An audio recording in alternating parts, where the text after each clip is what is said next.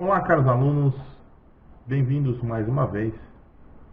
E agora, em continuidade ao tópico denominado tributo, devemos tratar agora do significado da expressão atividade administrativa plenamente vinculada. O artigo 3º do Código Tributário Nacional preceitua que o tributo é uma prestação cobrada mediante a atividade plenamente vinculada. Essa atividade administrativa quer dizer que a cobrança do tributo começa com o lançamento, que é um ato administrativo, ou seja, é a verificação da ocorrência do fato gerador, sendo que todos os demais atos de cobrança são privativos da administração tributária. Disso decorre que a atividade pode ser vinculada e não há, então, discricionariedade por parte do ente tributante. O que isso quer dizer? A administração ela não pode fazer um juízo, melhor dizendo, de oportunidade e conveniência para entender pela não cobrança daquele tributo. Na verdade, a administração só pode fazer aquilo que a lei lhe impõe, aquilo que a lei determina. Portanto, se a lei determina que deve tributar determinado fato gerador, há que se, por ato administrativo, materializar o lançamento e efetuar a cobrança daquele tributo, não cabendo, portanto, para a administração tributária ou para o fisco, qualquer discricionalidade, ou seja, qualquer juízo de oportunidade e conveniência. Aliás, para alguns autores, essa atividade ela está representada pela necessidade de um ato administrativo de lançamento. Para que se fale em cobrança do tributo, é preciso que seja formalizado por intermédio de um ato administrativo plenamente vinculado. Para outros doutrinadores, e agora uma pequena parte da doutrina, essa atividade administrativa plenamente vinculada, ela é simplesmente consubstanciada no procedimento de execução fiscal. O tributo só pode ser cobrado por intermédio de um único procedimento específico, qual seja o procedimento administrativo plenamente vinculado da execução fiscal. No entanto, essa execução ela pode se dar também de forma judicial, razão pela qual essa parte da doutrina não é significativamente relevante para eliminar o contexto de que a atividade administrativa plenamente vinculada consubstancia-se pelo lançamento. Quando formos estudar o lançamento e a notificação do tributo, inclusive para formalização do crédito tributário, podemos tratar do lançamento com mais profundidade. Em qualquer dos entendimentos citados, seja o ato administrativo do lançamento, seja a execução fiscal, é importante salientar acerca da impossibilidade do fisco adotar qualquer outra medida ou medida diversa sem expressa previsão legal como forma de cobrança do crédito tributário. Ao fisco não cabe opção por formas alternativas de composição ou de solução de litígios ou conflitos. Cabe à administração cumprir o que a lei lhe determinou. Passemos agora, então, para as espécies tributárias. Tributo é gênero e comporta 5 espécies: impostos, taxas, contribuição de melhoria, empréstimo e contribuições. A definição das espécies tributárias, ou seja, sua natureza jurídica, é obtida pela análise do fato gerador da obrigação, conforme o disposto no artigo 4º do Código Tributário Nacional. Basta o estudo do fato gerador para definir a natureza jurídica de cada tributo. O artigo 4º do Código Tributário Nacional diz que a natureza jurídica específica do tributo é determinada pelo fato gerador da respectiva obrigação, sendo irrelevante para qualificá-la a denominação e demais características formais adotadas pela lei, e ainda a destinação legal do produto da sua arrecadação. Dessa forma, temos os tributos divididos entre vinculados e não vinculados. Os tributos vinculados são aqueles tributos vinculados a uma atividade estatal que, para viabilizar a cobrança, é necessário alguma atividade do Estado a favor do contribuinte. Incluem-se nesse rol taxas e contribuições de melhoria. Os tributos não vinculados, por sua vez, são aqueles tributos que independem de uma atividade estatal para serem cobrados. Incluem nesse rol os impostos e empréstimos compulsórios. O imposto, portanto, é uma espécie de tributo cuja obrigação tem por fato gerador uma situação independente de qualquer atividade específica. Podemos verificar, portanto, que o imposto ele é não vinculado.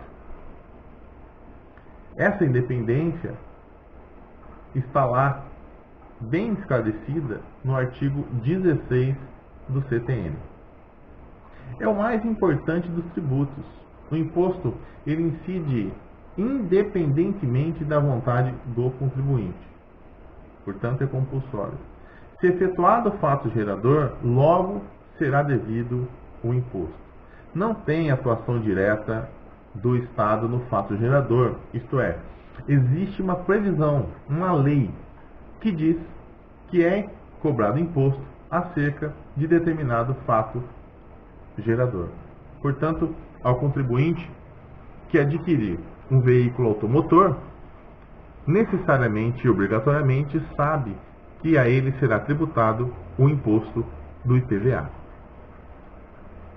Os exemplos são bem evidentes. O mais relevante, inclusive foi discussão em sala de aula, é o do IPI, né, que é o imposto sobre produtos industrializados. Se houver industrialização de produtos, consequentemente será devido o IPI. Inclusive, verificamos, né, a questão da Zona Franca de Manaus, onde há um subsídio, né, para a compensação desse tributo, o que levou a gerar riqueza à região norte. Outro imposto que é muito comum é o imposto de renda. Veja, ele não está lá vinculado especificamente à destinação. Basta obter renda que vai haver a tributação, seja pessoa jurídica, seja pessoa física. A segunda espécie tributária é a taxa. É um tributo que tem como fato gerador o exercício regular do poder de polícia ou a utilização efetiva potencial de serviço público específico e divisível, prestado ao contribuinte ou posto à sua disposição, conforme preceitua o artigo 77 do CTN. Portanto, a taxa é um dos tributos mais complexos. Ela vai ser devida diante de uma atuação do Estado, sendo basicamente um serviço público, que é específico e divisível. O que isso quer dizer? É possível saber qual contribuinte efetuou o fato gerador. Um exemplo muito comum é a taxa de coleta de lixo. Eu consigo identificar qual é o contribuinte proprietário ou que utiliza determinado imóvel em que é cobrada a taxa de coleta de lixo. Outro exemplo é a taxa de emissão de documento. É possível identificar qual contribuinte que requereu, por exemplo, a habilitação ou a expedição de um documento que a ele é possível atribuir o custo desse serviço.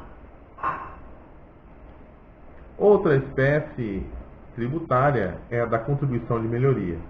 A contribuição de melhoria é o tributo cobrado pela União, pelos estados, pelo Distrito Federal e pelos municípios no âmbito de suas respectivas atribuições, para fazer frente aos custos de obras públicas das quais decorra valorização imobiliária. Portanto, a contribuição de melhoria, ela tem como limite total a despesa realizada naquela obra e como limite individual a valorização daquele imóvel, ou seja, o acréscimo de valor que aquela obra pública resultou para cada um dos contribuintes. Isso está no artigo 81 do CTN. Temos um exemplo muito evidente, né? A construção de uma estação de metrô em um local carente, por óbvio, vai valorizar aqueles imóveis que estão lá localizados. Logo, poderá ocorrer então a cobrança desse tributo mediante a instituição de uma contribuição de melhoria, desde que haja lei anterior prevendo essa hipótese. O empréstimo compulsório é a quarta espécie de tributo, né, e somente pode ser criado diante de situações de calamidade, guerra, ou seja, situações bem específicas. Se nós pudéssemos dar como exemplo a pandemia do coronavírus, seria uma hipótese de instituição desse tributo. Por fim, a outra espécie de tributo são as contribuições, que, por sua vez, tratam de recursos obtidos para arrecadação para o atendimento de uma finalidade específica.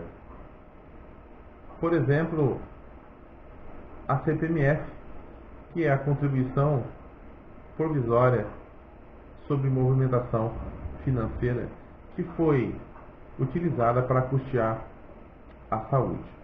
Não podemos confundir com a contribuição de melhoria, né? Sim, são espécies tributárias diferentes. São contribuições que têm destinação específica. São criados por lei, por óbvio, para atender determinada demanda. Por isso, não se confundem com os impostos.